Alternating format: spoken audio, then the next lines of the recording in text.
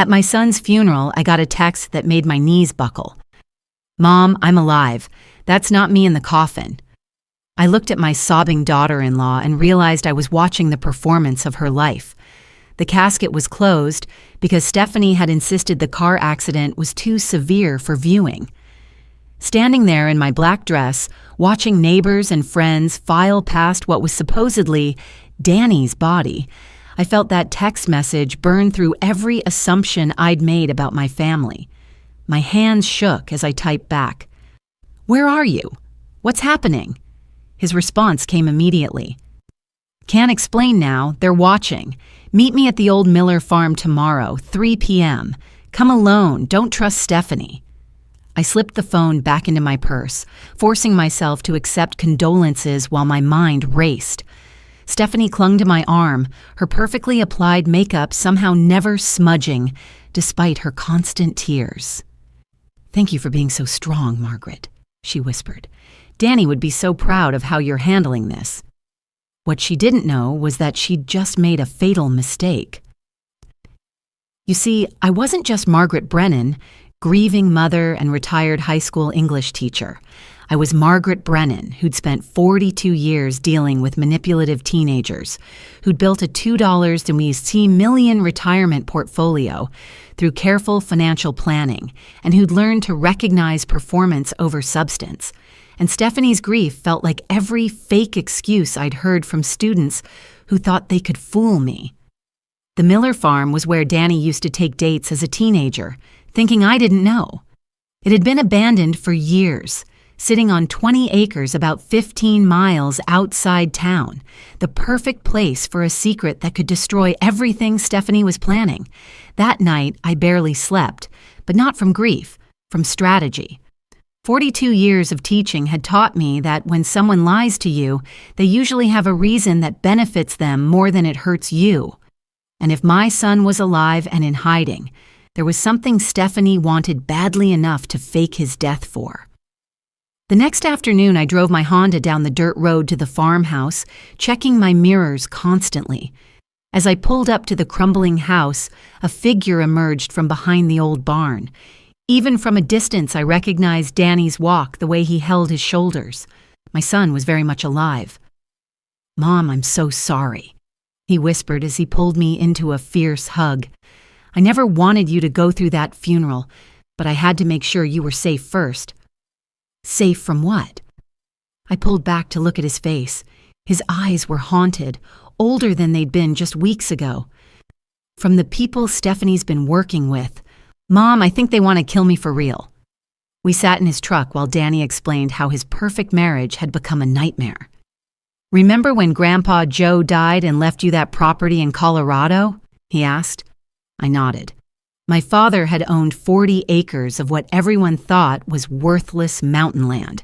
I'd never even seen it, just paid the property taxes every year out of habit. Stephanie had it surveyed without telling either of us. Turns out there's a natural gas reserve underneath. It's worth millions, Mom, maybe tens of millions. The pieces clicked into place with sickening clarity. So, if you're dead, she inherits everything. Not directly, but remember those papers you signed last month? The ones Stephanie said were for my life insurance beneficiary updates? My blood went cold. I'd trusted my daughter-in-law when she'd brought me a stack of legal documents, explaining that Danny wanted everything in order for our family's financial security. "She forged some of the documents," Danny continued, "made it look like you were transferring the property to me as part of estate planning. Then she had me sign papers making her the sole heir if anything happened to me." "And Stephanie knew about these investments you made?" Danny's jaw tightened. "That's what I'm trying to figure out. Either she's incredibly unlucky or she's been setting me up from the beginning. The people I owe money to aren't banks, Mom. They're criminals who don't care about legal process." For the first time since this nightmare began, I felt something familiar. The calm determination that had carried me through single motherhood, widowhood, and 4 decades of outsmarting teenagers who thought they were cleverer than everyone else. "We're going to give them exactly what they want," I said. The Colorado property. Danny's shoulders sagged. Mom, I can't let you sacrifice everything for my mistakes. Who said anything about sacrifice? I smiled, feeling more like myself than I had in days. Sweetheart, you're assuming that land is the only card we have to play, but you're forgetting something important. What's that? I've been a high school English teacher for 42 years.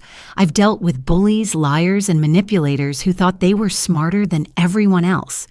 These people think they're dealing with a frightened old woman who will do anything to save her son. They have no idea they just picked a fight with someone who spent 4 decades outmaneuvering teenagers. The next morning, I called in sick to my volunteer work and drove to the city to meet with Marcus Sterling, who'd been my lawyer since my husband died. More importantly, he'd been my student 30 years ago when he was a rebellious teenager trying to coast through senior English. Now he ran one of the most respected criminal defense firms in the state. Margaret Brennan, he said, standing up from his mahogany desk with a genuine smile. You look exactly the same as when you were terrorizing us with Shakespeare. I prefer educating with enthusiasm, I replied. Marcus, I need your help with something unusual.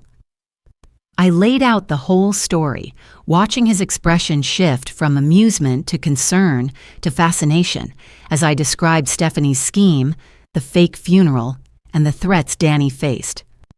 Let me make sure I understand, Marcus said. Your daughter-in-law forged documents to steal your mineral rights. Your son faked his death to avoid loan sharks and now said loan sharks are threatening to kill you both unless you sign over property worth millions. That's the basic situation. Margaret, you realize you're describing multiple felonies here. Fraud, extortion, conspiracy, possibly kidnapping if they're holding you under duress. He pulled out a legal pad. The smart thing would be to call the FBI right now and have Danny spend years in prison while these criminals disappear into the wind. There has to be another way. Marcus studied me with the same look he'd given me when I handed back his failed midterm exam senior year. What exactly are you proposing? I want to give them what they want, but on my terms. Can you draw up documents that look legitimate but contain legal landmines they won't notice until it's too late? You want to set a trap? I want to give them enough rope to hang themselves while protecting Danny and recovering what they stole from other families. Marcus, these people have done this before. How many other seniors have lost everything because someone trusted the wrong person? He was quiet for a long moment, then smiled with an expression I remembered from the day he'd finally understood Hamlet's revenge plot. What do you have in mind?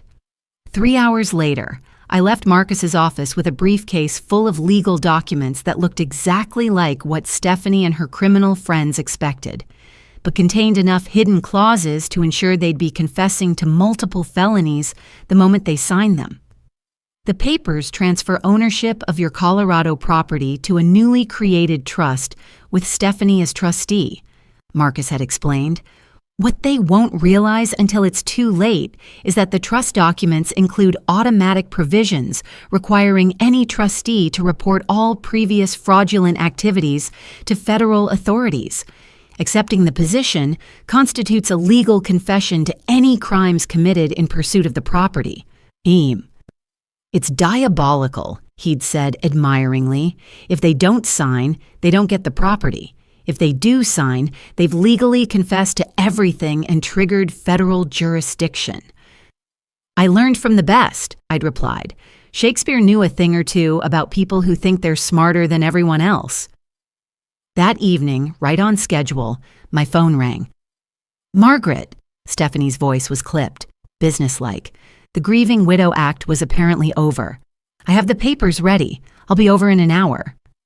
Actually, dear, could we meet somewhere else? Having people in the house so soon after Danny's funeral feels overwhelming. Where did you have in mind? The Riverside Diner. It's public, well-lit, and they have excellent pie. I could use the comfort of familiar surroundings. Stephanie agreed, probably thinking a public location would prevent me from making a scene. She had no idea I was counting on witnesses for what came next. The Riverside Diner had been serving our small town for 40 years. More importantly, it was where Sheriff Tom Bradley ate dinner every Tuesday night, where prosecutor Janet Hayes held her book club, and where half the town council gathered to gossip. In other words, exactly where you'd want to be when you needed credible witnesses to watch criminals incriminate themselves. I arrived early, claiming my usual booth where I could see the entire restaurant. Sheriff Bradley was at his regular table, working through meatloaf while reading reports. Perfect. Stephanie arrived precisely on time, accompanied by a man in his 50s with the kind of forgettable face you'd remember if you were terrified of it. She introduced him as David, her business partner. "I thought this was going to be private," David said, sliding into the booth across from me. "It is private," I replied mildly. "No one's paying attention to us."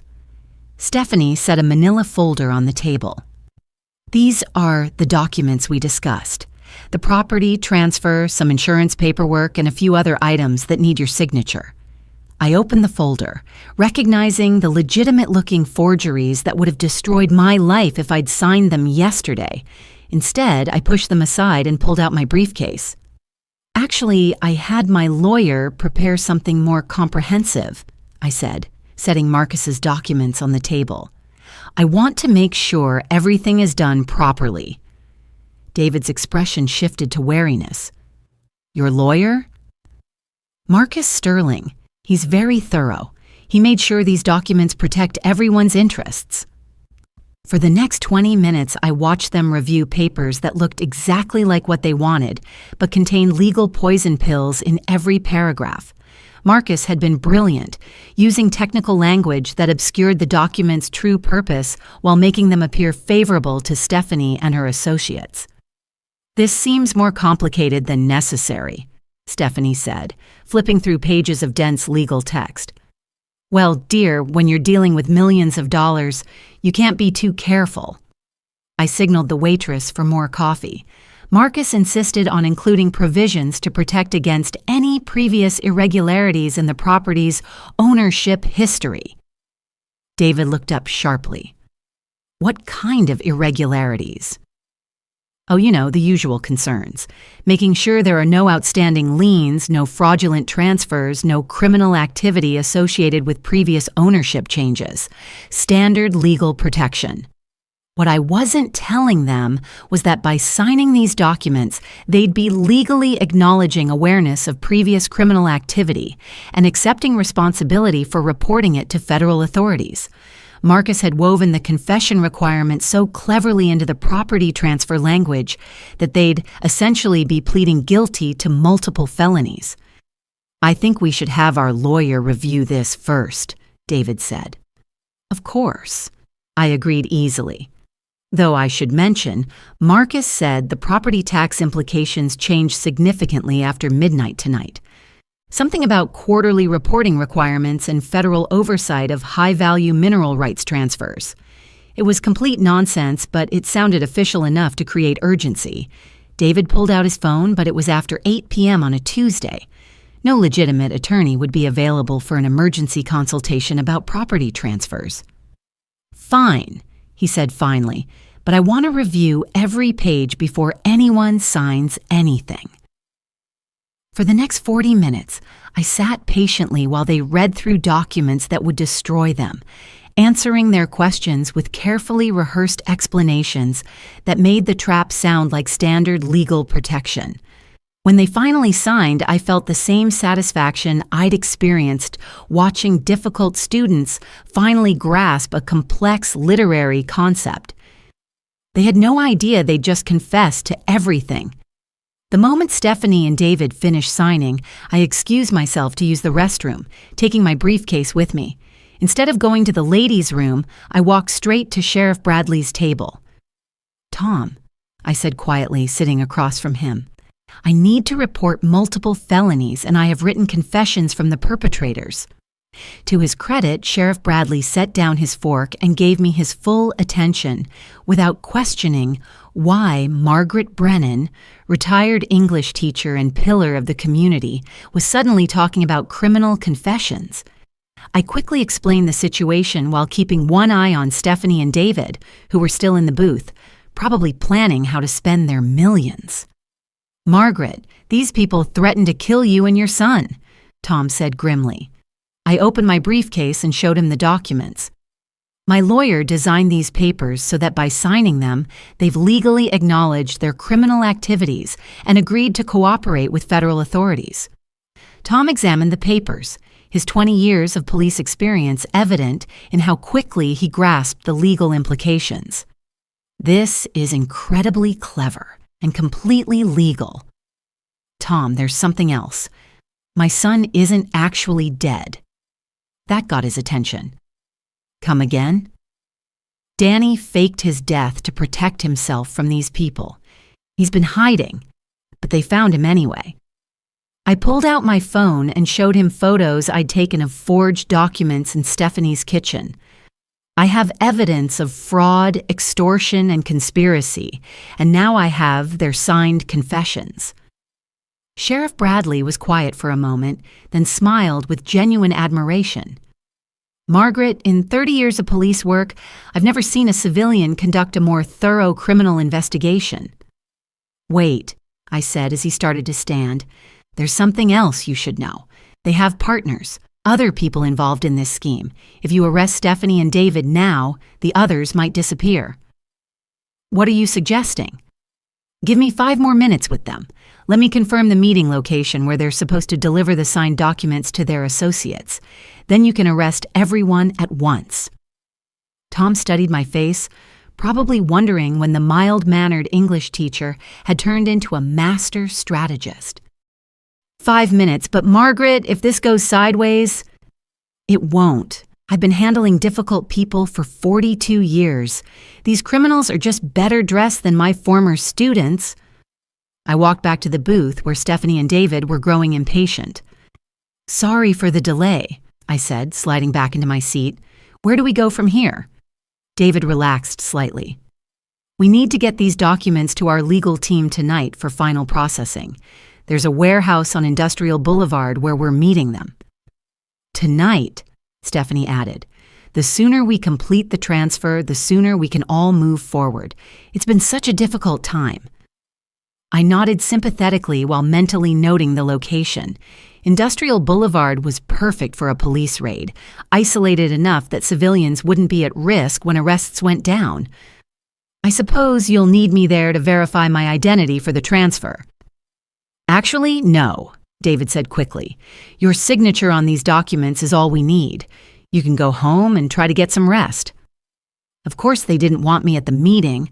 I was supposed to go home and wait quietly while they celebrated stealing millions from a grieving mother.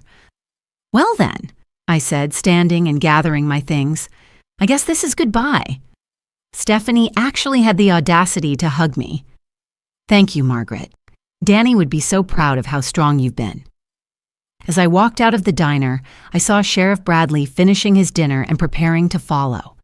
In 30 minutes, Stephanie and her criminal associates would discover that their victim had been hunting them all along. I called Danny from my car, watching through the window as Sheriff Bradley made his own phone calls, presumably coordinating with state and federal authorities.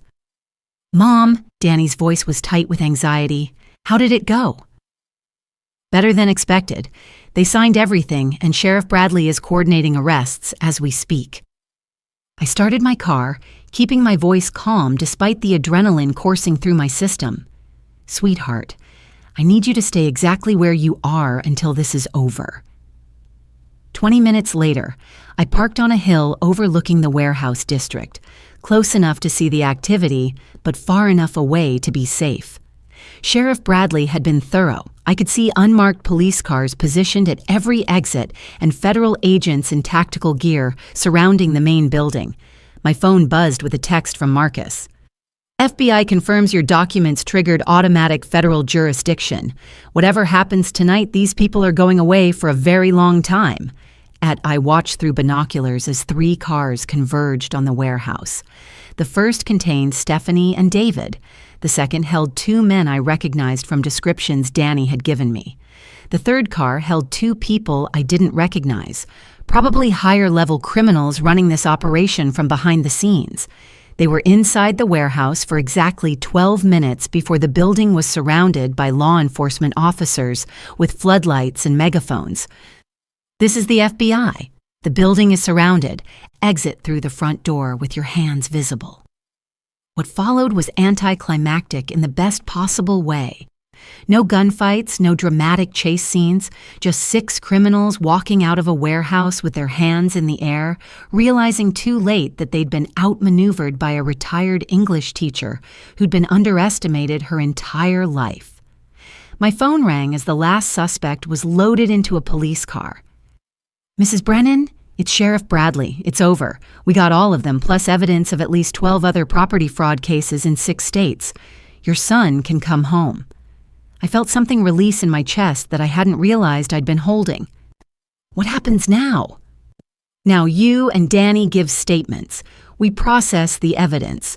And these people face federal charges for fraud, extortion, conspiracy, and criminal enterprise."